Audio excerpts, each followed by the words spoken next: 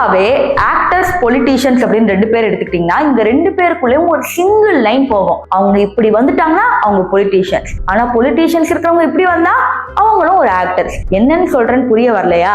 அதாவது இவங்க ஆக்டர்ஸ் தான், ஆனா உங்க மனசுக்குள்ள என்ன தெரியுமா?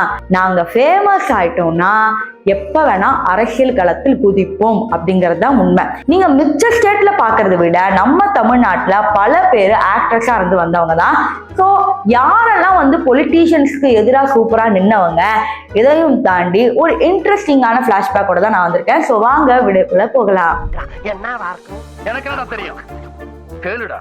ஃபர்ஸ்ட் வந்து நம்ம பார்க்க போறது காயத்ரி ரகுராம். பிக் பாஸ் வந்து பாத்தீங்கன்னா உங்களுக்கு பெரிய ஒரு ஹேட்டடு, என்ன அன்சிவிலைஸ்டா பேசிட்டு இருக்காங்க, ஓவியாவை இவ்வளவு கேவலமா பேசுறாங்க அப்படிங்கிற மாதிரி. ஆனா பிளேட் அப்படியே திரும்பிடுச்சு. அதாவது சொல்லுவாங்களே, இங்க இருக்கிறவன் இங்க வருவான், அங்க இருக்கிறவன் இப்படி போவான்னு. அது போல என்ன ஆயிடுச்சுன்னா, ஓவியா அவர்கள் இந்த கரூர் விஷயத்துல விஜயை அரெஸ்ட் பண்ணணும் அப்படின்னு ஸ்டோரி போட்டோம்னா ஓவியாவை ரொம்ப கேவலமா பேசினாங்க. ஆனா இது ஒரு பக்கம் இருக்கும்போது காயத்ரி ரகுராம் என்ன பண்ணாங்கன்னா, இதுல திமுகவும் ஒரு காரணம் இருக்குது, இவங்களும் எல்லாமே பண்றாங்க அப்படின்னு சொல்லி ரொம்ப தைரியமா பேசுறாங்க. இவங்க என்னதான் ஒரு கட்சியில இருந்தாலும் திமுக பண்ற தப்புகளை ஒரு நடிகையா மேடை போட்டு சூப்பரா பேசுறாங்க. ஈவன் குஷ்பு கூட அவ்வளவு வெளிப்படையா பேசல, ஆனா காயத்ரி ரொம்ப வெளிப்படையா பேசுறாங்க. சோ இந்த நேரத்துல அவங்களுக்கு ஒரு பாராட்டு கொடுக்கலாமே. அடுத்து வந்து நம்ம பார்க்க போறது சொல்வதெல்லாம் உண்மை நிர்மலா பெரியசாமி. இவங்க சும்மாவே நடுநிலையா சூப்பரா பேசுவாங்க, எது தப்பு எது கரெக்ட்னு எடுத்து வைப்பாங்க. அதுல டிஎம்கே பத்தி பேசின இந்த வீடியோ தான் இந்த செகண்ட் வரைக்கும் சமூக வலைதளங்கள்ல ட்ரெண்டிங். அதை போய் பார்த்துட்டு வாங்க. எங்களுக்கு நீதி வேண்டும் மிஸ்டர் ஸ்டாலின், நீதி வேண்டும். 1960களின் இறுதியிலேயே போயஸ் தோட்டத்தில் பங்களா தனது உழைப்பில் வாழ்ந்து கொண்டிருப்பவர் எங்கள் அம்மா. மிஸ்டர் ஸ்டாலின், உங்க அப்பா மாதிரி திருவாரூர்ல இருந்து வெறுங்கைய வீசிட்டு உன்ன ரயிலுக்கு கூட காசு இல்லைன்னு சொல்லுவாங்க. அது உன்ன அசிங்கமா எல்லாரும் அப்படி நான் சொல்றதுக்கு விருப்பப்படல. அப்படி வெறுங்கைய வீசிட்டு மெட்ராஸ் போய் கொஞ்சம் கொஞ்சமா எழுதியே சம்பாதிச்சிங்களாமே. எந்த வசனகர்த்தாவுக்கு ஐயா இத்தனை 1000 கோடியை கொடுக்குறாங்க? நெக்ஸ்ட் வந்து நம்ம பார்க்க போறது சிபிராஜ். என்னதான் அவங்க சிஸ்டர் அவங்க அப்பா ஃபுல் அண்ட் ஃபுல் டிஎம்கேவோட சப்போர்ட்டா இருந்தாலும் இவர் மட்டும் பாத்தீங்கன்னா விஜயோட சப்போர்ட்டா தான் இருப்பாங்க. ஏன்னா ஆரம்பத்துல இருந்தே அவர் நடிக்க வந்த காலத்துல இருந்தே விஜய் அவர்களை இன்ஸ்பிரேஷனா எடுத்து பல படங்கள்ல நடிச்சிருக்காரு. அவருடைய படங்கள் ஹிட் கொடுக்குதோ இல்ல ஹிட் கொடுக்கலையோ இவர் மேல ரசிகர்களுக்கு வந்து ஒரு பெரிய அபிப்பிராயம் இருக்கு. ரீசன் என்னன்னு கேட்டீங்கன்னா, மொத்த குடும்பமும் விஜய் எந்த தப்பு பண்ணலனாலும் பிளேம் பண்ணிட்டு இருந்தாலும் ஒரு சில விஷயங்களுக்காக விஜய்க்கு ஸ்டாண்ட் எடுத்து மறைமுகமா வந்து விஜய்க்கு சப்போர்ட் பண்ணிருக்காங்க. சோ எந்த நேரத்துல தாவேக கட்சியில சேரலாம் அப்படின்னு ஒரு சில பேர் சொல்றாங்க.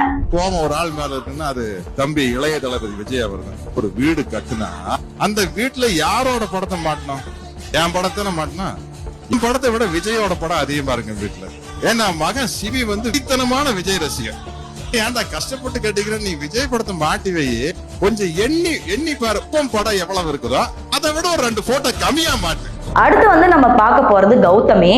அவங்க ரொம்ப போல்டா ஸ்ட்ரைட் டு த ஃபேஸ் அப்படிலாம் சொல்ல மாட்டாங்க. ரொம்ப சிம்பிளா சாஃப்டா மெலடியா அவங்க எப்படி நடிப்பாங்களோ அப்படியே இப்படிங்கிறது கூட டிஎம்கேவை கலாச்சிட்டு போயிட்டே இருப்பாங்க.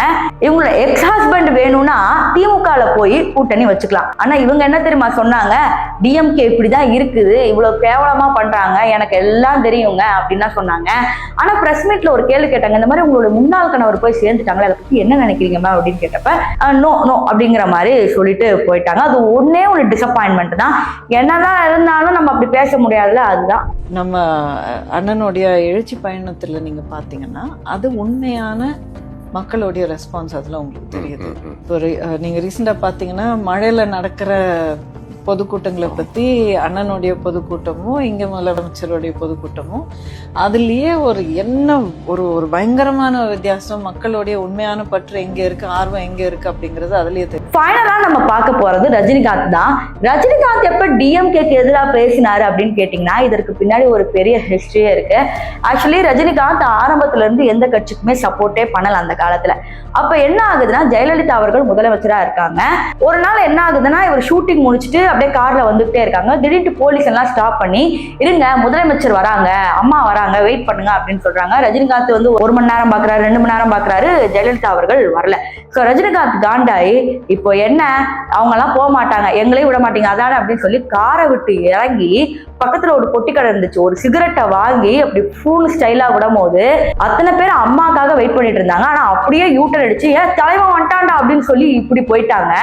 ஸோ அதுக்கப்புறம் ஜெயலலிதா கார் வரும்போது இவர் அப்படியே ஸ்டைலா ஊதிட்டு இருக்காங்க. ஜெயலலிதா அவர்கள் பார்த்து பயங்கரமா காண்டாகிருக்காங்க. அதுக்கப்புறம் கொஞ்சம் கொஞ்சம் குடைச்சலும் வந்து கொடுத்துருக்காங்க. எப்படி அப்படின்னா இந்த ரைடு விடுறது, அடிக்கடி வந்து மறைமுகமா ரஜினிகாந்த் அவர்கள் வந்து பேசுறது, இந்த மாதிரி கோல்டு வார் வந்து போயிட்டே இருந்துச்சு. ரஜினிகாந்த் அவர்கள் போல்டாவே அப்போ ஒரு பிரஸ் மீட் கொடுத்தாங்க. அதை போய் பார்த்துக்குவாங்க. தெய்வங்கள், என்னுடைய ரசிக பெருமக்கள், என்னுடைய கண்கள், இந்த அரசியலுங்கிற ஒரு ஆயுதம், ஒரு விஷ ஆயுதம் நமக்குள்ள வந்து சென்டர் வந்துடக்கூடாது. நான் உங்களை இழக்க தயாரா இல்லை. இதை நீங்க ஜாக்கிரதையா இருங்க. ஜெயலலிதா அவர்கள் வந்து என்னை பத்தி கேட்டிருக்காங்க, கருப்பு பணம் வாங்கவே இல்லையா இவருன்னு. நான் கருப்பு பணம் வாங்கவே இல்லை அப்படின்னு சொன்னா நான் போய் சொல்றேன். இவ்வளவு ஆனது பிறகு கூட செல்வி ஜெயலலிதா அவர்கள் மாறல.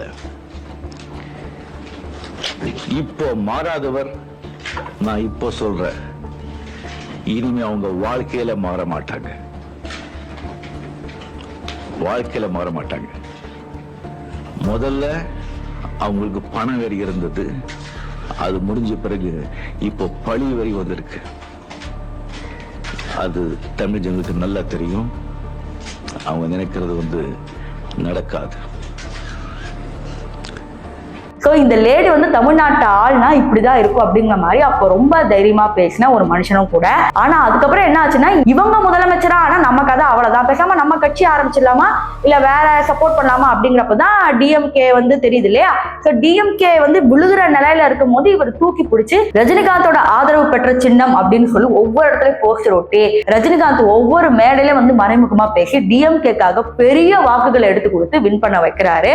அதன் பிறகு பாத்தீங்கன்னா இப்ப வரைக்கும் டிஎம்கே ஒரு சப்போர்ட்டாவே இருக்காங்க.